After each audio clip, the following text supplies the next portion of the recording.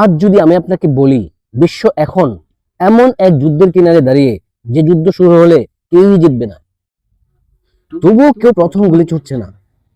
প্রশ্ন হলো, তাহলে এত উত্তেজনা কেন? আর যুদ্ধ যদি না হয় তাহলে আসলে কি হচ্ছে?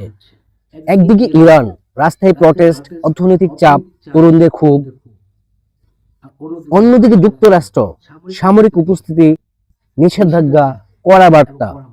দুপক্ষই শক্তি দেখাচ্ছে, কিন্তু কেউই শেষ সীমা পেরোচ্ছে না। প্রথমে বুঝি ইরানের ভিতরে কি চলছে। ইরান শুধু বাইরের শত্রুর মুখে নয়, ভেতর থেকেও চাপ বাড়ছে। দাম বাড়ছে, চাকরি কমছে, আর তরুণ প্রজন্ম প্রশ্ন করছে, এই ব্যবস্থায় আমাদের ভবিষ্যৎ কি? কিন্তু এখানে একটা ভুল ধারণা আছে, প্রটেস্ট মানেই সরকার পড়ে যাবে। বাস্তবে তা হয় না। ইরান একটি ডিপ সিকিউরিটি স্টেট, অর্থাৎ রাষ্ট্র কাঠামো অনেক শক্ত। এখন আসি বাইরের চাপে।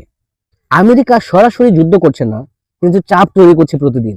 সামরিক গাঠি, যুদ্ধ জাহাজ, নিষেধাজ্ঞা, কূটনৈতিক হুঁশিয়ারি, সব মিলিয়ে একটাই বার্তা, আমরা চাইলে পরিস্থিতি বদলে দিই। কিন্তু আমেরিকাও জানে ইরানকে কর্নার করলে সে আরো বিপজ্জনক হয়ে উঠবে। এখন দুই চাপ, ভেতরে প্রটেস্ট আর বাইরের আমেরিকার চাপ, একসাথে তৈরি করেছে এমন এক অবস্থা যাকে আন্তর্জাতিক রাজনীতিতে বলা হয় হাই রিস্ক ইকুইলিব্রিয়াম। এর মানে কি? যুদ্ধ শুরু করা খুব সহজ, কিন্তু শুরু হলে থামানো প্রায় অসম্ভব।